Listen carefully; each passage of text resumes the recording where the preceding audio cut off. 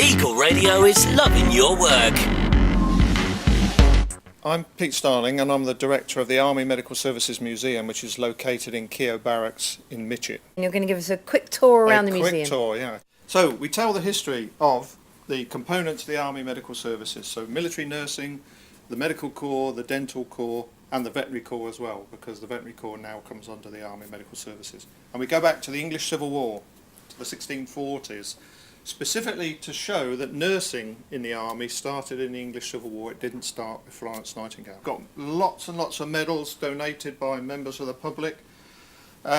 We've got early medical instruments here, going back to the 17th century as well. And we've even got a pewter enema syringe on loan to us from Her Majesty the Queen. Oh my goodness. And that's an early one as well, from the 17th century. We've got the passport used by Florence Nightingale, although it's folded up because it's about as big as a broadsheet newspaper and it's very fine tissue paper.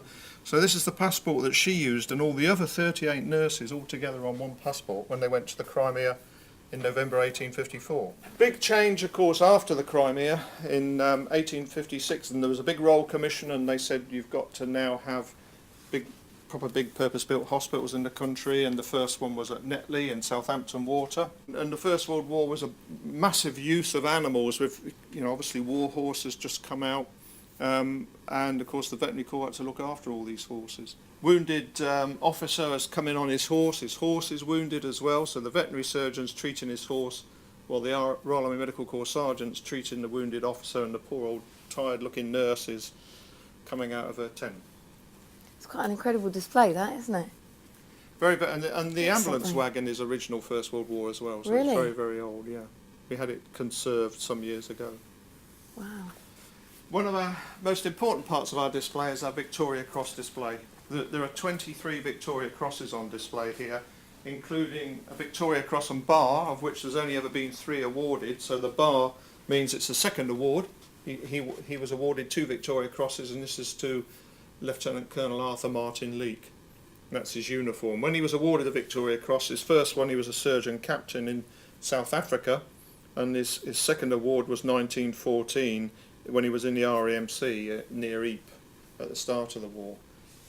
But all on display here, they're all our original VCs, and although the medical services of the British Army have had 29 Victoria Crosses and 2 Bars, and we feel very privileged that there are 22 here to individuals, and a very unique one which was placed under the foundation stone of the first military hospital at Netley by Queen Victoria in 1856, so it's one of the very first Victoria Crosses ever made. We're coming into the Second World War section, and of course it was a big change for the medical services. We've now got an Army Dental Corps formed in 1921. During the Second World War, of course, warfare had changed, it's more fluid, and we've got more tanks. We're in the jungle, we're in the desert, and of course then Winston Churchill says he wants parachutists and he wants commandos, so the medical services have not only got to be fit and healthy enough and mad enough to jump out of aircraft, but also our equipment has got to change. You've got to have lightweight, robust equipment that can be... Everything changes for the medical services. Ever since the end of the Second World War, we've been engaged in either a war, a campaign, or a police action, whether it's Korea, whether it's Suez, whether it's Aden, whether it's Cyprus, whether it's Borneo, Brunei, the war in Oman, of course Northern Ireland. And there's been medical assets there all the time, whether it's been just a few men or whether it's been a field ambulance, which was the basic medical unit at the time, or a field hospital. So the medical services have been providing medical care to the British Army in one form or another all the way through. And we're coming around now to more modern times, where it's the 30th anniversary of the Falklands. Sadly, the Royal Army Medical Corps lost four people in the Falklands, killed in action.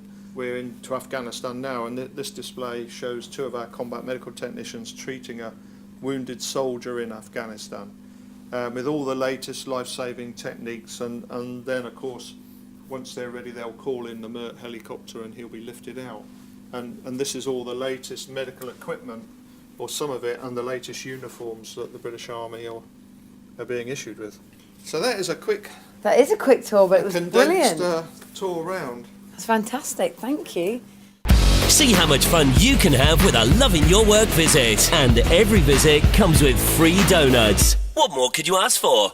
Visit 964eagle.co.uk and click Loving Your Work to register your business. We are loving your work. Eagle.